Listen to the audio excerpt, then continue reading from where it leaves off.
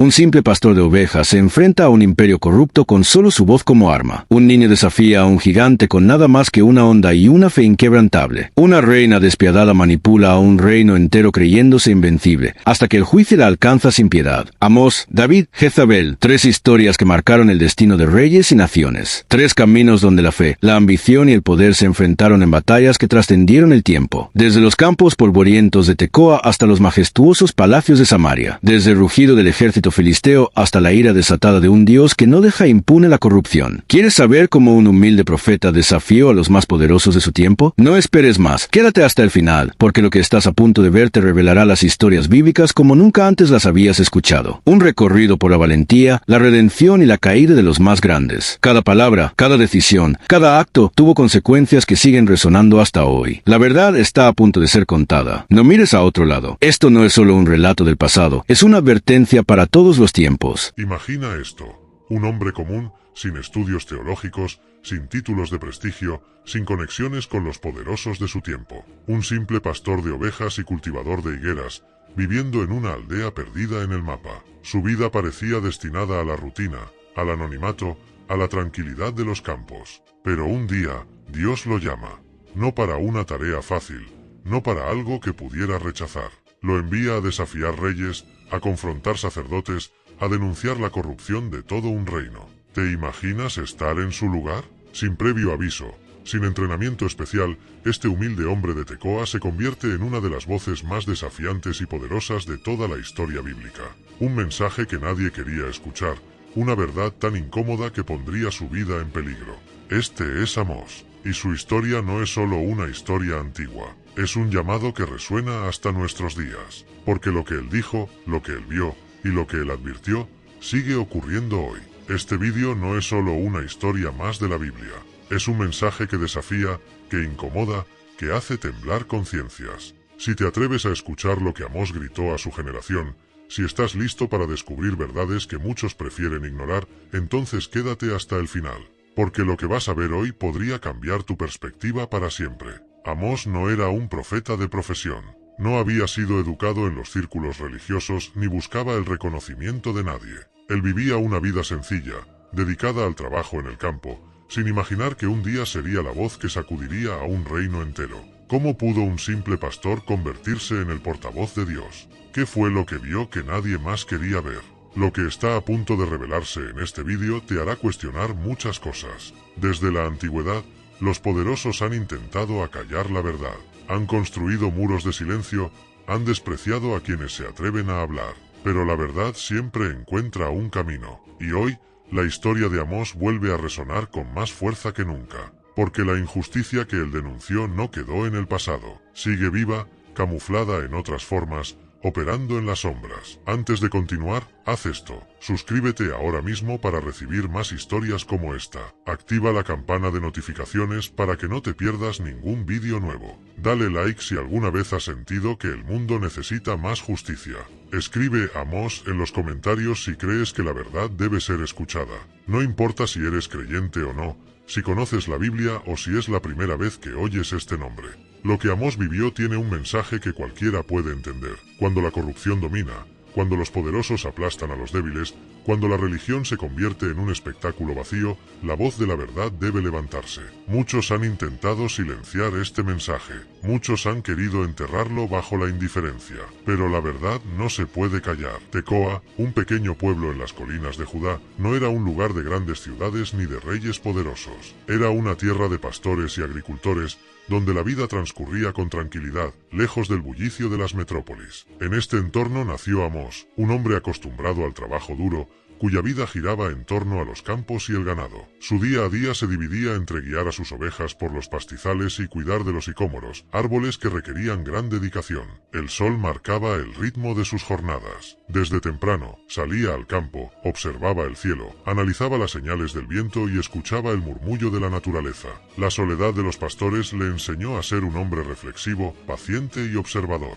No era un líder, no era un sacerdote, no era un escriba. Era solo un hombre sencillo, apartado de la política y la religión de su tiempo. A pesar de la calma de Tecoa, las noticias de Samaria, la capital del reino de Israel, llegaban a sus oídos. Los viajeros hablaban de una ciudad en auge, llena de riquezas y lujos, pero también de injusticia y corrupción. Se decían cosas inquietantes. Los jueces favorecían a los ricos, los comerciantes usaban balanzas trucadas, los poderosos acumulaban tierras mientras los humildes sufrían. Amós, aunque distante de todo eso, sentía en su interior una inquietud creciente. ¿Cómo podía un pueblo que decía seguir a Dios actuar de manera tan opresiva? En sus noches bajo el cielo estrellado, Amós meditaba en estas cosas. No entendía por qué sentía aquella indignación, ni por qué las historias de injusticia lo afectaban tanto. Lo que no sabía era que Dios ya estaba preparando su corazón. Muy pronto, su vida daría un giro inesperado. El pastor de Tecoa recibiría un llamado que lo llevaría más allá de sus colinas, para enfrentarse a reyes, sacerdotes y poderosos. Lo que parecía una vida común estaba a punto de convertirse en una misión extraordinaria. Su vida transcurría con la tranquilidad de la rutina, sin grandes cambios ni sobresaltos. Pero ese día, algo fue diferente.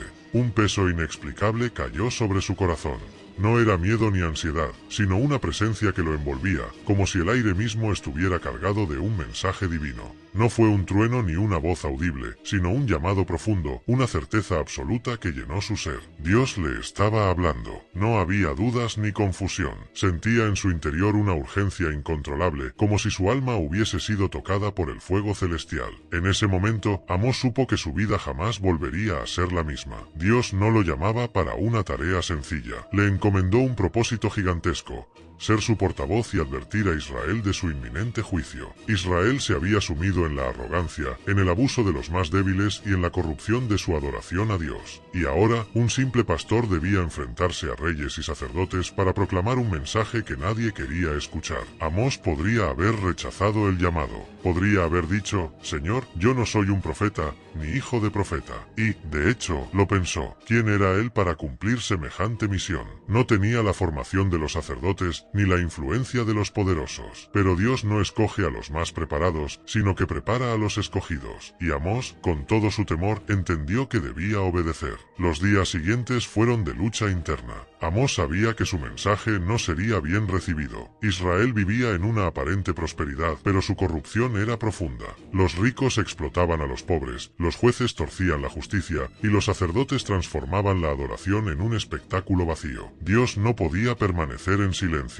Así que Amós tomó una decisión. Dejó atrás su hogar, su rebaño, su vida sencilla. No sabía qué le esperaba, pero confiaba en que Dios lo guiaría. Había sido llamado y debía obedecer. Los caminos eran largos y polvorientos. A cada paso, Amós meditaba en las palabras que debía decir. Sabía que no sería bien recibido, que su mensaje sería incómodo, que se burlarían de él. Pero también sabía que no hablaba por sí mismo, sino por mandato de Dios. Finalmente, llegó a Samaria, la próspera capital de Israel. Pero detrás del brillo de sus palacios y mercados, encontró una ciudad podrida por la injusticia. Su corazón se estremeció. El momento de hablar había llegado, y cuando lo hizo, su voz resonó como un trueno. En medio de la multitud, Amós respiró profundo. Había llegado el momento. La voz de Dios debía ser escuchada. Se paró en la plaza, alzó la mirada y su voz comenzó a retumbar como un trueno en la ciudad que se negaba a ver la realidad. Su eco resonó en la plaza. Los transeúntes se detuvieron, intrigados. ¿Quién era este hombre vestido como un simple pastor que se atrevía a hablar con tal autoridad? Al principio, el pueblo escuchó con interés. Amós comenzó denunciando a los enemigos de Israel: Damasco, Gaza, Tiro, Edom, Amón y Moab. Habló de sus pecados, de su crueldad, de cómo habían oprimido a otros pueblos. Los israelitas asentían, complacidos. Parecía un mensaje que confirmaba la superioridad de su nación. Pero de repente, la dirección del discurso cambió. Ahora no hablaba de las otras naciones. Ahora su voz tronaba contra ellos mismos. Así dice el Señor contra Israel, exclamó. El pueblo quedó en silencio. Los que antes aplaudían comenzaron a fruncir el ceño. Amós los señalaba directamente.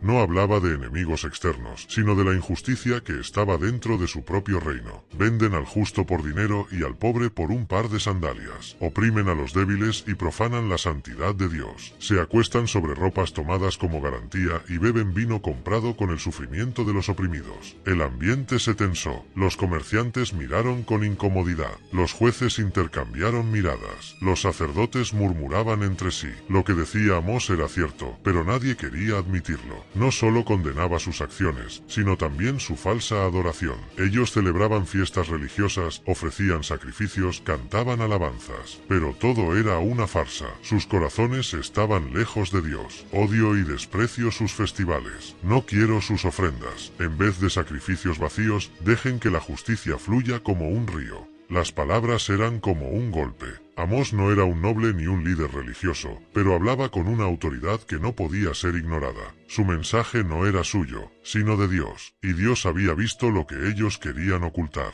El murmullo creció, algunos se enfurecieron, otros sintieron miedo, pero nadie podía decir que no había escuchado. El profeta había hablado, y su voz seguiría resonando. Dios comenzó a mostrarle visiones, imágenes poderosas que no solo anunciaban el juicio, sino que lo hacían de manera impactante y aterradora. La primera visión fue una plaga de langostas. Amós vio cómo los campos de Israel eran devorados. No quedaba nada, ni cosechas, ni alimento, ni esperanza. El pueblo enfrentaría hambre y desesperación. Al ver esto, Amós suplicó: Señor, perdona a tu pueblo. Es demasiado pequeño para soportarlo. En su misericordia, decidió contener la plaga, pero el juicio aún no había sido evitado. Luego vino la visión del fuego, no un fuego común, sino uno que consumía la tierra hasta sus cimientos. Era un fuego imparable, abrasador, que destruía todo a su paso. De nuevo, Amós clamó a Dios: Señor, detente. Israel no resistirá. Dios comenzó a mostrarle visiones, y una vez más, Dios mostró compasión. Pero aún no había terminado. Entonces, Dios le mostró una tercera visión, un muro construido con un plomada en la mano de Dios. La plomada es una herramienta que se usa para medir si una construcción es recta. Pero aquí no era una simple medición. Dios estaba diciendo: voy a medir a Israel, y si está torcido, lo derribaré. Amós guardó silencio. Sabía que el pueblo estaba demasiado inclinado hacia la corrupción. Ya no había forma de interceder. El juicio era inevitable, pero la visión más aterradora aún estaba por llegar. Dios le mostró un canasto de frutos maduros. Una imagen simple, pero cargada de significado. Los frutos estaban en su punto máximo de maduración, listos para ser cosechados. Y Dios le dijo: Israel está maduro para el juicio. Su final ha llegado. El mensaje era claro. Israel había llegado al límite. No quedaba más tiempo. La corrupción había alcanzado su punto máximo, y la paciencia de Dios se había agotado. Estas visiones no eran solo advertencias. Eran pruebas de que Dios había estado observando todo. Nada se le había escapado. Y ahora, el día del juicio estaba cerca. Al escuchar esto, los enemigos de Amós sabían que debían actuar. Ya no podían tolerar sus palabras. El profeta debía ser silenciado. Pero Amós no tenía miedo. Sabía que su mensaje venía de Dios y lo proclamaría hasta el final. El mensaje de Amós no solo incomodó a los poderosos, sino que provocó una respuesta directa de quienes controlaban la religión en Israel. Uno de ellos, Amasías, el sumo sacerdote de Betel, decidió que ya era suficiente. Amós no podía seguir hablando libremente. Debía ser silenciado. Amasías era un hombre influyente. Su autoridad en Betel no era solo espiritual, sino política. Mantenía estrechas relaciones con la realeza y servía a un sistema donde la religión se había convertido en un espectáculo de apariencias. No permitiría que un simple pastor del sur pusiera en peligro su posición. Lo primero que hizo fue acudir al rey Jeroboam II. Le envió un mensaje alarmante: Amós está conspirando contra ti. Sus palabras están debilitando al pueblo. Amasías sabía que el profeta no estaba tramando una rebelión, pero lo presentó como una amenaza política. Si el rey creía que Amós ponía en peligro su estabilidad, lo eliminaría sin pensarlo. Pero Jeroboam no actuó de inmediato. Quizás no tomó en serio la acusación, o quizás no quería ensuciarse las manos con un asunto religioso. Así que Amasías decidió enfrentarse directamente a Amós. Fue hasta donde estaba el profeta y lo desafió con desprecio. Vidente, vete de aquí, regresa a Judá, profetiza allá, pero aquí en Israel no queremos escucharte. Amasías no solo intentaba callarlo, sino que también lo ridiculizaba. Lo llamaba vidente como si fuera un charlatán más. Quería que todos lo vieran como un intruso sin derecho a hablar en Israel. Pero Amós no se dejó intimidar. Le respondió con firmeza: yo no soy profeta ni hijo de profeta, soy pastor y recolector de higos. Pero el Señor me tomó de detrás del rebaño y me dijo: ve y profetiza a mi pueblo Israel. Con estas palabras, Amós dejó en claro que él no estaba allí por ambición propia. No buscaba poder, dinero ni reconocimiento. Estaba ahí porque Dios lo había enviado. Entonces, con valentía, miró a Amasías y le entregó una profecía personal. Tu esposa será deshonrada, tus hijos caerán a espada, tus tierras serán repartidas y morirás en tierra extranjera. Y sobre Israel, el exilio está por venir. Las palabras fueron como un golpe. Amasías, el hombre que creía controlar la religión de Israel, había sido condenado. Pero esto no sería suficiente para detener a los líderes de Israel. El poder del reino estaba por desatarse contra Amós. Hasta este punto, el mensaje de Amós había sido una advertencia severa. Corrupción, injusticia, falsedad en la adoración. Israel estaba al borde del juicio. Y sin embargo, cuando parecía que solo quedaba destrucción, Dios le reveló algo más, un futuro de restauración. Porque aunque el castigo era inevitable, Dios no había abandonado a su pueblo. Después de la ruina, después del exilio, vendría un tiempo de reconstrucción. En aquel día levantaré la tienda caída de David, restauraré sus muros y reedificaré sus ruinas. Y vendrán días en que los campos darán fruto en abundancia. Era una promesa de esperanza. Israel sería destruido, sí. Sus ciudades caerían, sus habitantes serían llevados lejos. Pero ese no sería el final. Dios, en su misericordia, los traería de vuelta. Les daría un nuevo comienzo. Las imágenes que Amós describía eran impactantes. Viñedos repletos de uvas, campos cubiertos de trigo, ciudades reconstruidas, familias reunidas. Ya no habría explotación ni injusticia. La tierra volvería a ser un lugar de paz. Los arrancados volverán a plantar viñas y beberán su vino. Edificarán casas y en ellas habitarán. Nunca más serán arrancados de la tierra que yo les di. Este era el verdadero plan de Dios. No buscaba destruir a su pueblo por placer, sino purificarlo, quitar lo corrupto para traer algo nuevo. Pero esta promesa no era para todos. Solo aquellos que se volvieran a Dios la verían cumplirse. Aquellos que persistieran en la maldad perecerían con el reino que habían construido sobre la injusticia. El mensaje de Amós, que comenzó con advertencias y juicio, terminaba con una esperanza firme. Dios no olvida a su pueblo, no rompe sus promesas. Aunque Israel enfrentaría su peor crisis, su historia no terminaría en ruinas. Pero la pregunta seguía en el aire: ¿escucharían antes de que fuera demasiado tarde? Después de proclamar su mensaje, Amós desapareció de la historia. No hay registros sobre su destino final. No sabemos si regresó a Tecoa o si siguió predicando en otros lugares. Lo que sí sabemos es que sus palabras nunca fueron olvidadas. El juicio que anunció llegó tal como lo predijo. Décadas después, el reino de Israel fue destruido por Asiria. Sus ciudades fueron arrasadas, su pueblo llevado al exilio. Los ricos que se creían intocables perdieron todo. Los sacerdotes que despreciaron su mensaje vieron sus templos en ruinas. Dios había cumplido su palabra, pero también se cumplió la promesa de restauración. Con el tiempo, Dios trajo de vuelta a su pueblo. Israel volvió a levantarse, y generaciones después, las palabras de Amós seguían resonando. Su mensaje no fue solo para su tiempo. Hoy, sigue siendo una advertencia para cualquier nación, cualquier sociedad que caiga en la misma arrogancia. La injusticia no pasa desapercibida ante Dios. La religión vacía no lo engaña. Los poderosos pueden creer que son invencibles, pero su destino está en manos del Creador. Amós nos enseñó que Dios no calla ante la corrupción, que el verdadero culto no es un ritual, sino vivir en justicia, que los humildes tienen una voz y que cuando Dios llama, no importa de dónde vengas ni quién seas. Su historia nos deja una pregunta: ¿estamos escuchando? El mensaje sigue vivo, porque la justicia de Dios es eterna. Imagina una ciudad bañada por el sol, con un puerto vibrante donde los mercaderes comercian oro, especias y perfumes exóticos. Tiro, la joya de Fenicia, una tierra de riquezas inimaginables, donde la gente adora a Baal, el dios de las tormentas y la fertilidad. Es aquí donde nace Jezabel, la hija del poderoso rey Baal. Desde pequeña, Jezabel no fue como las demás princesas. Mientras otras niñas soñaban con vestidos y danzas, ella observaba a su padre con atención. Veía cómo negociaba, cómo doblegaba a sus enemigos, cómo el poder no se pedía, se tomaba. Su educación no se basó en poesía ni en gestos amables. Aprendió el arte de la manipulación, la estrategia política y la seducción del poder absoluto. Desde los templos de Baal, vio sacrificios, ofrendas de sangre y danzas rituales. Entendió desde joven que los dioses de Fenicia exigían devoción, y que los reyes podían exigir lo mismo de su pueblo. Pero su destino no estaba en Tiro. Su nombre se convertiría en sinónimo de ambición y crueldad en una tierra extranjera. Cuando el rey de Israel, Acab, buscó una alianza poderosa para fortalecer su reino, su mirada se posó en Fenicia.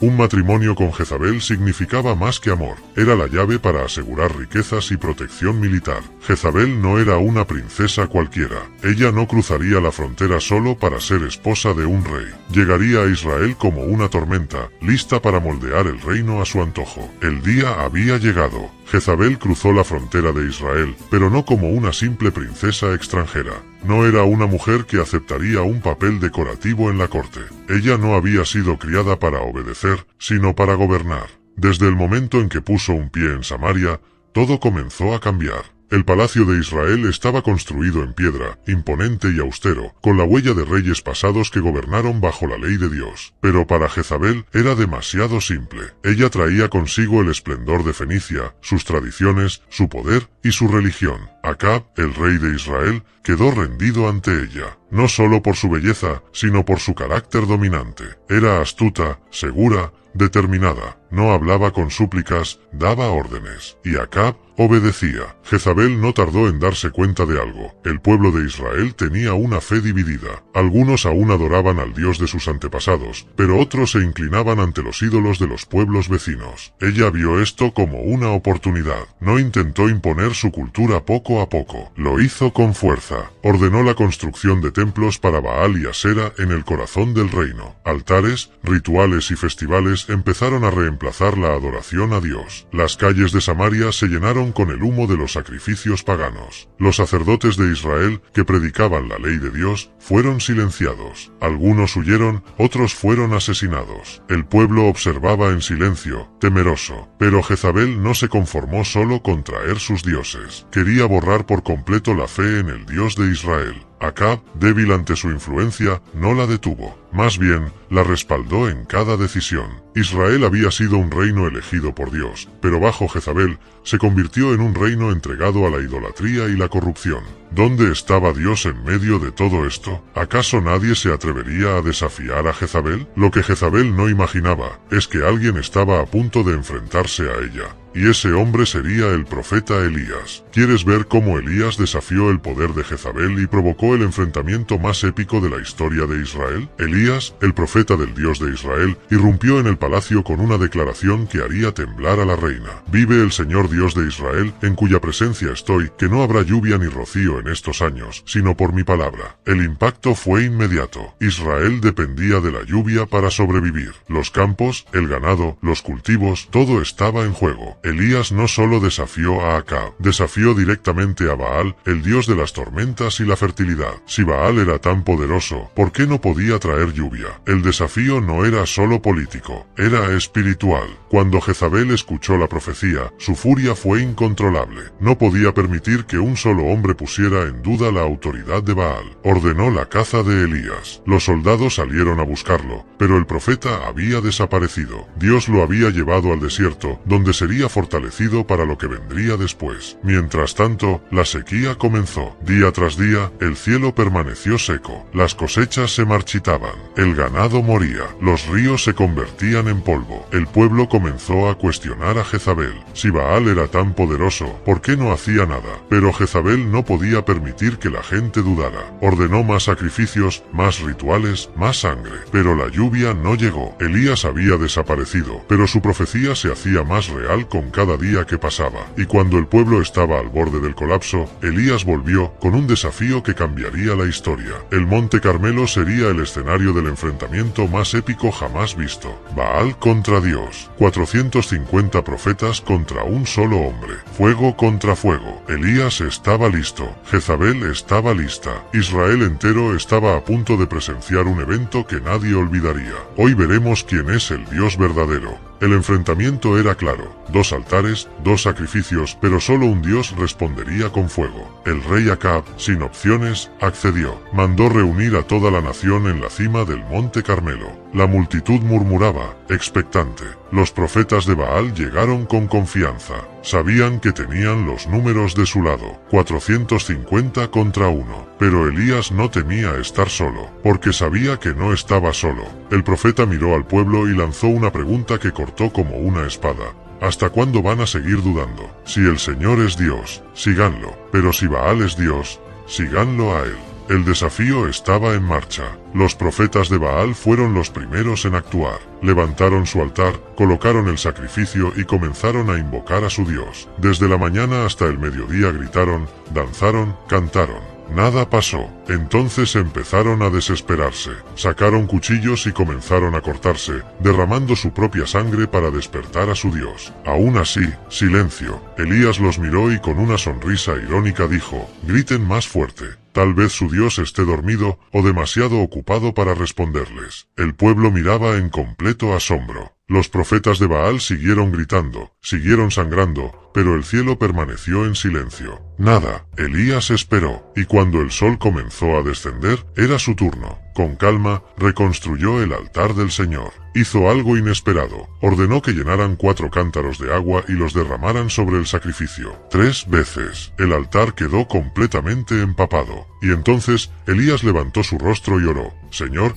Dios de Abraham, Isaac y Jacob, que hoy todo Israel sepa que tú eres Dios y que yo soy tu siervo. Y en ese instante, el fuego descendió del cielo. Las llamas consumieron el sacrificio, el altar, la madera, las piedras, incluso el agua. Una explosión de luz iluminó el Monte Carmelo. El pueblo cayó rostro en tierra y gritó, el Señor es Dios. El Señor es Dios. Los profetas de Baal quedaron en shock. Todo lo que habían creído, todo lo que defendían, había sido destruido en segundos. Jezabel había llevado a Israel a la idolatría, pero en un solo día, Dios había probado quién era el verdadero rey. Pero si creían que Jezabel iba a aceptar la derrota, estaban muy equivocados. Cuando Jezabel escuchó lo que había pasado en el Monte Carmelo, su furia fue indescriptible. Manden un mensaje a Elías, que los dioses me castiguen si mañana a esta hora él sigue con vida. La persecución contra Elías comenzaba, y esta vez, Jezabel no iba a descansar hasta verlo muerto. Elías huyó de inmediato. Sabía que Jezabel no lanzaba amenazas en vano y que su furia no se aplacaría hasta verlo muerto. Dejó atrás las tierras de Israel y corrió sin descanso hasta el desierto, donde finalmente, agotado, cayó bajo la sombra de un arbusto seco. El miedo y el agotamiento pesaban sobre sus hombros, pero algo más lo atormentaba, la sensación de que su lucha había sido en vano. En su desesperación, clamó, «Basta, Señor, quítame la vida, porque no soy mejor que mis antepasados». Cerró los ojos, convencido de que su misión había terminado. Pero Dios no había terminado con él. En su debilidad, un ángel apareció y le tocó el hombro. «Levántate y come».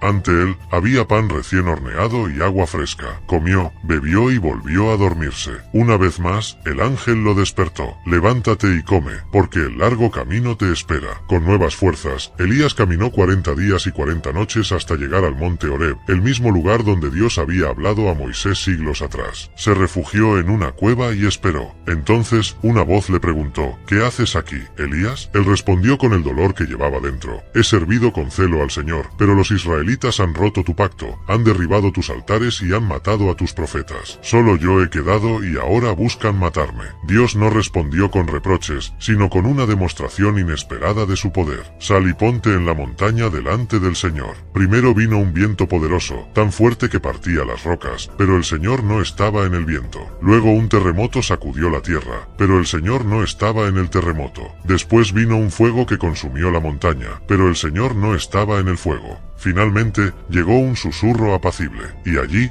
en ese silencio, estaba Dios. Elías cubrió su rostro con su manto y salió a escuchar. La voz le habló de nuevo. ¿Qué haces aquí, Elías? Y una vez más, el profeta expuso su angustia, pero Dios no lo reprendió. En cambio, le dio una misión renovada. Regresa por el mismo camino. Ve y unge a nuevos reyes que traerán justicia sobre Israel y elige a Eliseo como tu sucesor. No estás solo. Aún quedan 7000 en Israel que no han doblado sus rodillas ante Baal. Con esas palabras, Elías entendió que su lucha no había sido inútil. Dios seguía obrando, incluso cuando él no podía verlo. Con un nuevo propósito, dejó el monte Horeb y se preparó para la última etapa de su misión. Los días de Jezabel en el poder estaban contados, aunque ella aún no lo sabía. Mientras su influencia se mantenía firme en Samaria, lejos de allí, Dios ya había elegido al hombre que ejecutaría su juicio contra la casa de Acab. Su nombre era Jehú, un comandante militar conocido por su ferocidad en la batalla y su lealtad inquebrantable a la causa de Israel. La orden llegó de manera inesperada. El profeta Eliseo, sucesor de Elías, envió a un mensajero para ungirlo en secreto como el próximo rey de Israel. En una reunión con sus oficiales,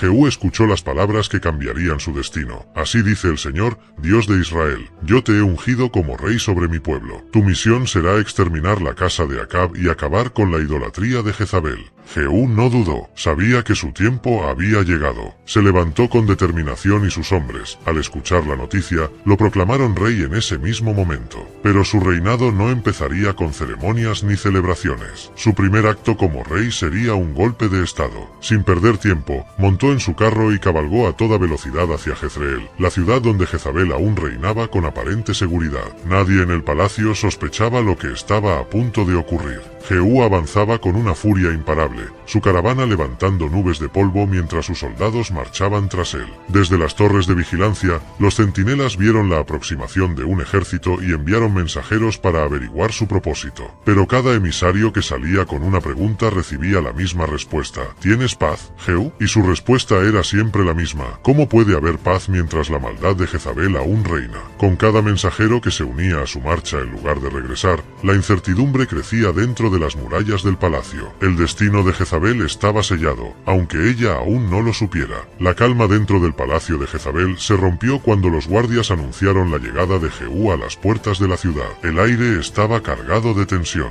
Desde su balcón en la torre más alta, la reina observó cómo el polvo se levantaba tras el avance del comandante. Su instinto le decía que algo andaba mal, pero su orgullo no le permitía mostrar temor. En lugar de huir o preparar una defensa, hizo algo inesperado. Con calma, se arregló el cabello, se maquilló los ojos con col y se vistió con sus mejores ropas. No se presentaría ante su enemigo como una fugitiva, sino como una reina. Jehú entró en la ciudad sin oposición. Los soldados que aún le eran leales se mantuvieron en sus puestos, pero sus corazones vacilaban. La influencia de Jezabel se desmoronaba y todos sabían que su dominio sobre Israel estaba al borde del colapso. Mientras Jehú avanzaba, Jezabel salió al balcón, con su característica arrogancia, le lanzó una frase llena de veneno: ¿es que vienes en paz, Zimri, asesino de tu señor? Su referencia a Zimri, un antiguo comandante que había usurpado el trono solo para morir días después, era un intento de menospreciar a Jehú, insinuando que su rebelión no duraría. Pero Jehú no perdió el tiempo en discusiones. En lugar de responderle, levantó la vista y dirigió su atención a los eunucos y sirvientes que estaban junto a la reina. Con una voz imponente, dio una orden simple y definitiva: tírenla desde ahí. Hubo un breve momento de duda, pero los hombres que antes la habían servido entendieron que su reinado había terminado. Sin pensarlo más, la tomaron y la lanzaron desde lo alto del palacio. Su cuerpo golpeó el suelo con un impacto seco, y la sangre salpicó las paredes y los caballos de Jehú. La mujer que había manipulado reyes, perseguido profetas y sembrado el terror en Israel, había caído en un instante.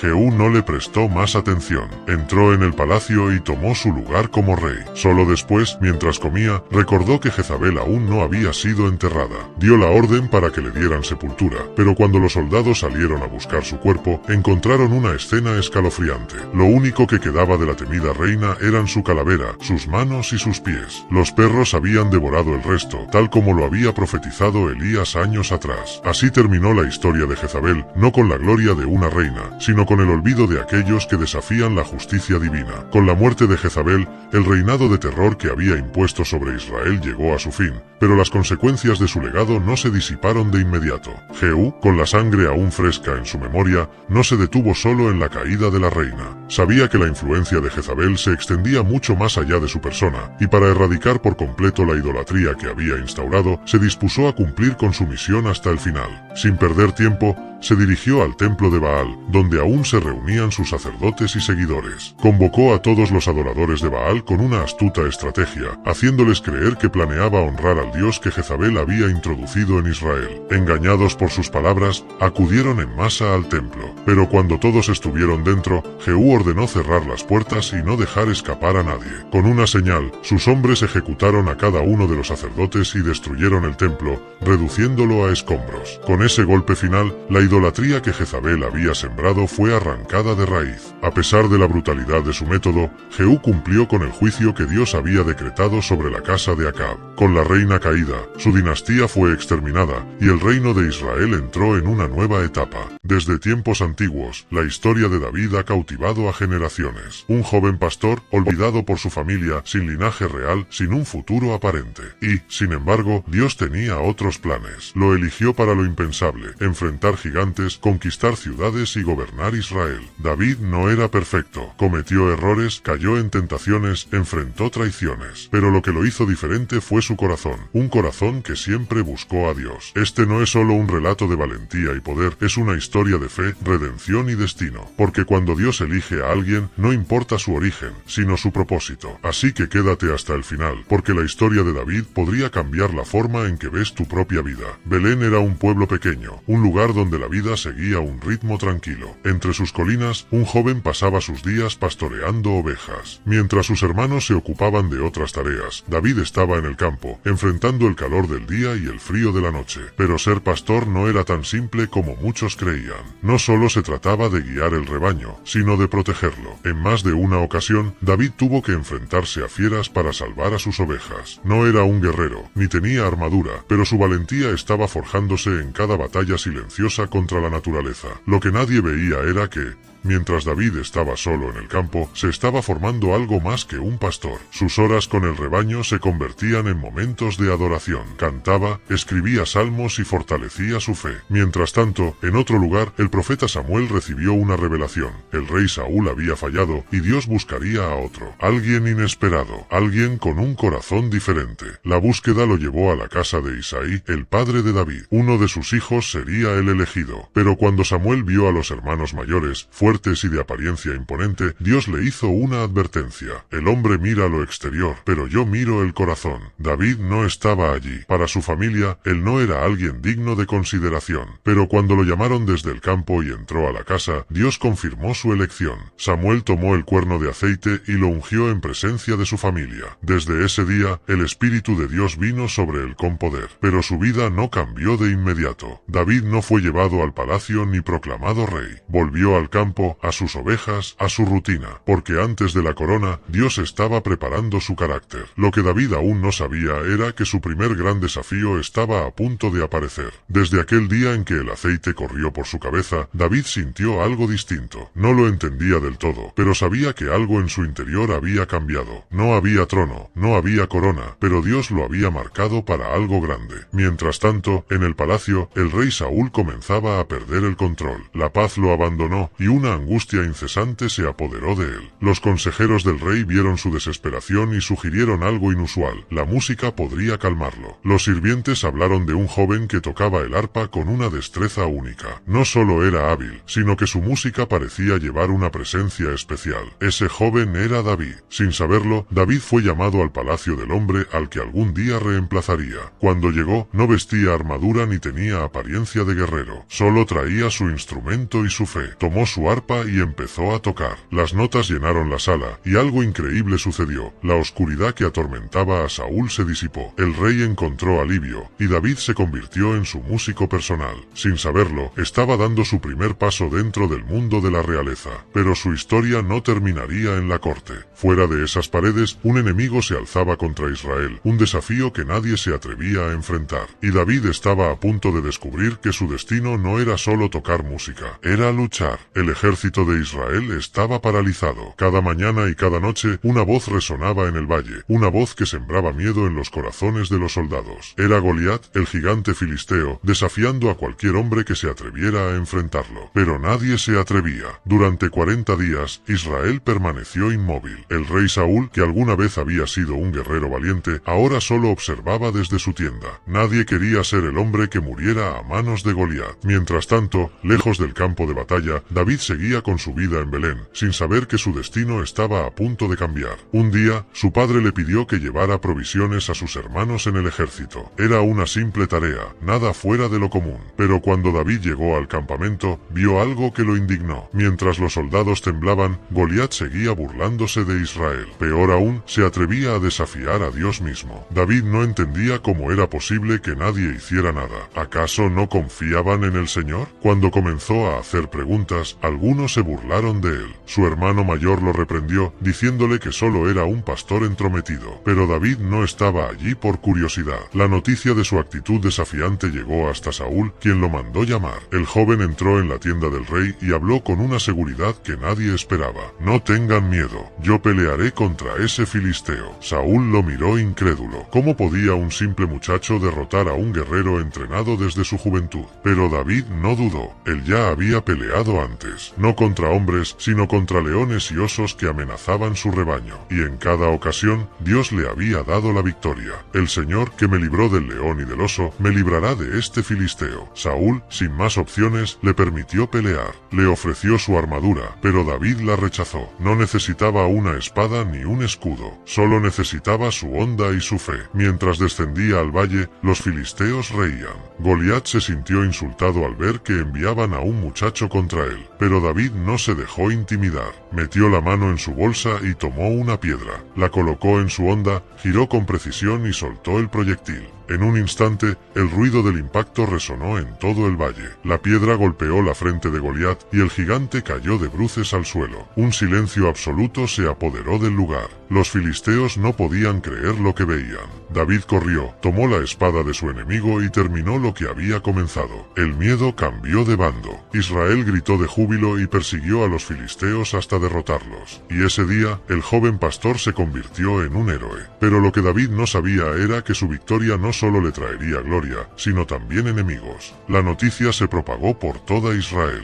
El muchacho que había derrotado a Goliat ya no era solo un pastor, sino el guerrero más admirado del pueblo. En las calles y aldeas, la gente cantaba su nombre. David se convirtió en una leyenda viviente. Pero con la fama, también llegaron los problemas. El rey Saúl, que al principio lo había acogido con orgullo, pronto sintió que su poder estaba en peligro. Todo comenzó con un cántico que se repetía en cada rincón del reino. Saúl mató a sus miles, pero David a sus 10.000. Una simple canción encendió el fuego de los celos en el corazón del rey. Lo que antes era admiración, ahora se transformó en resentimiento. Saúl veía en David no solo a un héroe, sino a una amenaza. A pesar de ello, David permaneció leal. No ambicionaba el trono, solo quería servir a Dios y a su pueblo. Se convirtió en capitán del ejército y lideró numerosas victorias para Israel. Pero cuanto más brillaba, más oscura se volvía la mirada de Saúl. El rey comenzó a maquinar en silencio. Su paranoia crecía día tras día, hasta que, una noche, en un arrebato de furia, tomó una lanza y la arrojó directamente a David. David esquivó el ataque,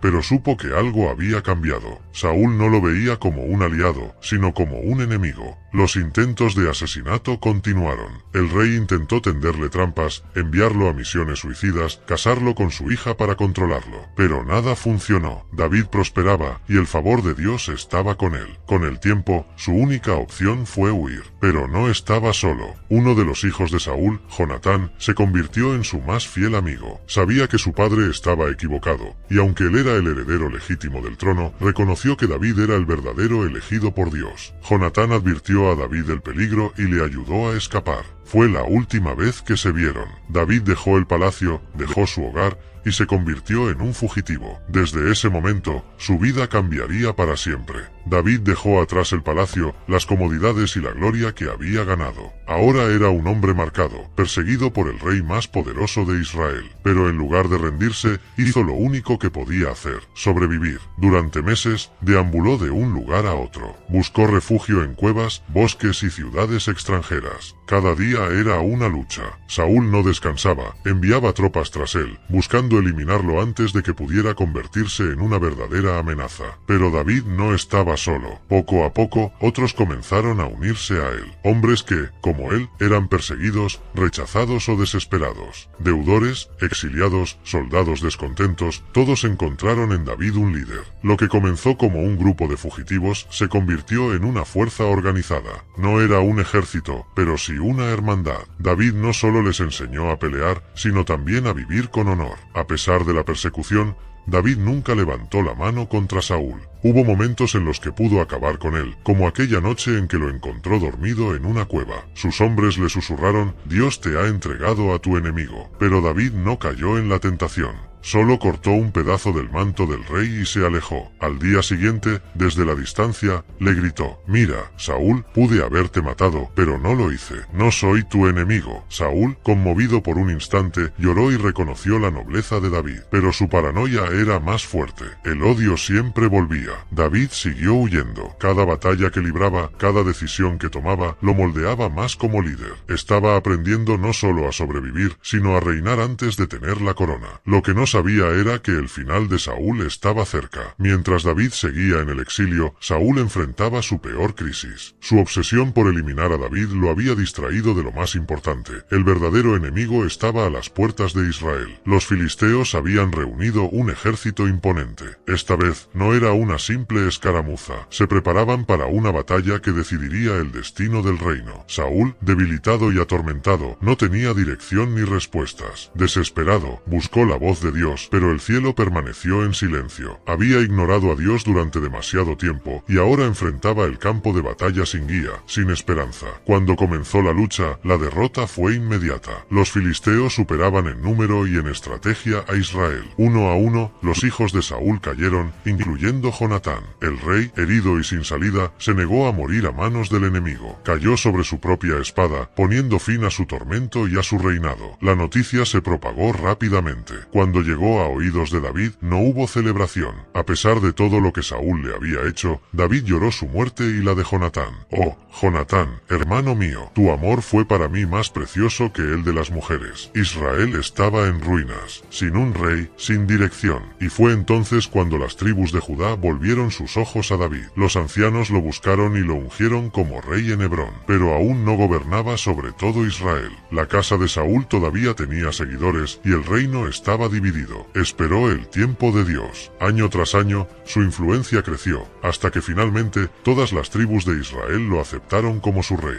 El pastor de Belén se había convertido en el rey de Israel, pero su historia aún estaba lejos de terminar, porque un verdadero reino necesitaba más que un rey, necesitaba un hogar, y David sabía exactamente cuál sería. David había sido coronado como rey de Israel, pero su misión no estaba completa. Un reino unificado necesitaba una capital fuerte, un símbolo de estabilidad y poder. Su mirada se dirigió a Jerusalén, una ciudad fortificada en una ubicación estratégica, pero aún en manos de los jebuseos. Los jebuseos se sentían invencibles. Desde lo alto de sus murallas, se burlaban de David y sus hombres, diciéndoles que incluso los ciegos y los cojos podían defender la ciudad contra ellos. Pero David tenía un plan. En lugar de un ataque frontal, descubrió un punto débil en la defensa de la ciudad: el sistema de túneles que llevaba agua dentro de sus muros. Con una estrategia precisa, sus hombres lograron infiltrarse por los túneles y tomaron la ciudad desde adentro. Cuando el sol salió, Jerusalén ya no pertenecía a los jebuseos. Se había convertido en la ciudad de David. Pero la conquista era solo el primer paso. David no solo quería una ciudad, sino el corazón espiritual del reino. Ordenó traer el arca de la alianza a Jerusalén, estableciendo la presencia de Dios en el centro de Israel. Con cada victoria, su reinado se fortalecía.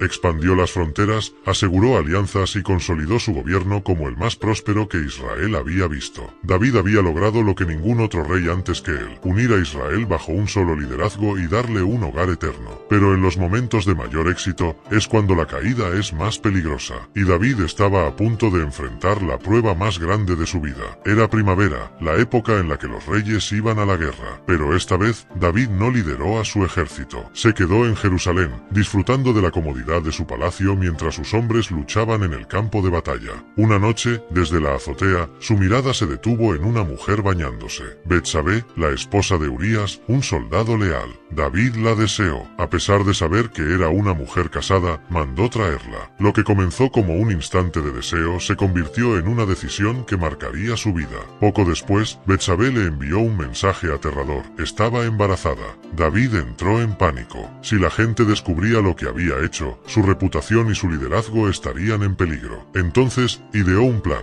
Mandó llamar a Urías del campo de batalla, esperando que pasara la noche con su esposa y así ocultar el origen del hijo. Pero Urías era un hombre honorable. Se negó a ir a su casa mientras sus compañeros seguían en guerra. Durmió fuera del palacio, negándose a disfrutar de lo que otros no podían. El plan de David había fallado, y cuando la mentira no funcionó, recurrió a algo peor. Mandó a Urías de regreso al frente con un mensaje sellado para su general. En la carta, David ordenaba que lo pusieran en la línea de batalla más peligrosa y lo abandonaran allí. La estrategia funcionó. Urías cayó en combate. Cuando la noticia llegó a Jerusalén, David tomó a Betsabé como su esposa. Creyó que su pecado había quedado en el pasado, pero Dios lo había visto todo. El profeta Natán apareció ante él con una historia. Le habló de un hombre rico que robó la única oveja de un hombre pobre, a pesar de tener muchas. David, indignado, exigió justicia. Entonces Natán lo miró a los ojos y le dijo: «Tú eres ese hombre». En ese instante, David comprendió la magnitud de su error. Se derrumbó en arrepentimiento. Escribió salmos de súplica, pidiendo la misericordia de Dios. Dios lo perdonó, pero las consecuencias eran inevitables. La paz en su hogar se desmoronó, y el reino que había construido con tanto esfuerzo pronto enfrentaría una crisis interna, porque la traición más dolorosa vendría de su propia sangre. Las consecuencias del pecado de David no tardaron en alcanzar su propia casa. Su familia, antes un símbolo de unidad, se convirtió en un campo de batalla. Uno de sus hijos, Absalón, guardaba en su corazón un profundo resentimiento, no solo por lo que ocurría en el reino, sino por una injusticia dentro de su propia familia. Cuando vio que David no actuaba con firmeza ante el crimen de uno de sus hijos mayores, su respeto por él comenzó a desmoronarse. Absalón no olvidó. Durante años, esperó su momento. Primero, ganó el favor del pueblo. Se presentaba en las puertas de la ciudad, escuchaba las quejas de la gente y prometía ser el líder que David ya no parecía ser. Poco a poco, la lealtad del pueblo comenzó a cambiar. Cuando creyó que el momento había llegado, se proclamó rey en Hebrón y reunió un ejército contra su propio padre. La traición fue devastadora. David, el gran conquistador, el hombre que había derrotado gigantes y unificado Israel, David no buscó el trono por la fuerza. Ahora huía de su propia ciudad. Jerusalén, la ciudad que había conquistado con astucia y valor, ahora pertenecía a su hijo. Con el corazón destrozado, David escapó con sus seguidores. Atravesó el valle del Jordán, caminando descalzo, con lágrimas en los ojos. El rey que lo había tenido todo, ahora era un fugitivo una vez más. Pero David no se rindió. Dios aún no había terminado con él. En el momento crucial, sus fuerzas se reagruparon. Los ejércitos de David y Absalón se encontraron en una batalla decisiva. Absalón, montado en su caballo, quedó atrapado en las ramas de un árbol mientras huía. Sus propios enemigos lo rodearon, y aunque David había ordenado que no lo mataran, sus hombres no tuvieron piedad. Cuando la noticia llegó a David, no celebró, no vio la victoria, solo la pérdida. Su hijo había muerto, y con él, una parte de su propio corazón. Absalón, hijo mío, Absalón, ojalá hubiera muerto yo en tu lugar. El trono de David había sido restaurado, pero la sombra de la traición nunca lo abandonó. Su reinado continuó, pero la paz que una vez tuvo, nunca volvió a ser la misma. El tiempo pasó y David envejeció. Sus días de guerra quedaron atrás, pero su corazón seguía inquieto. Sabía que su reinado llegaba a su fin, pero antes de partir, aún le quedaba una misión por cumplir. Desde hacía años, David soñaba con construir un templo para Dios, un lugar donde el pueblo pudiera adorarlo sin interrupciones. Pero Dios le dejó claro algo: esa tarea no era para él. Tú has derramado mucha sangre en la guerra. Tu hijo, Salomón, será quien edifique mi casa. David no se resistió. Aceptó la voluntad de Dios y se dedicó a preparar todo lo necesario. Reunió materiales, organizó los diseños y dejó instrucciones precisas. Aunque él no vería el templo terminado, su legado quedaría marcado en cada piedra. Pero más allá de un edificio, David dejó algo aún más grande, un linaje. Dios le hizo una promesa: de tu descendencia levantaré un reino eterno. Uno de tus hijos reinará para siempre. Y aunque David no comprendió completamente lo que eso significaba, aquella profecía anunciaba la llegada de algo mucho mayor. Finalmente, el día llegó. David, el pastor convertido en rey, descansó con sus antepasados. Su historia no fue perfecta. Luchó, cayó, se levantó. No fue un hombre sin errores, pero tuvo algo que lo hizo diferente. Un corazón que siempre buscó a Dios. Y por eso, siglos después, su nombre sigue vivo. Porque el mayor rey de todos, Jesús, el Mesías, vendría de su linaje. David nunca vio el templo. Nunca vio a Jesús. Pero su vida fue la base de un reino que jamás tendría fin. El muchacho que nadie tomó en cuenta, se convirtió en el rey que cambió la historia.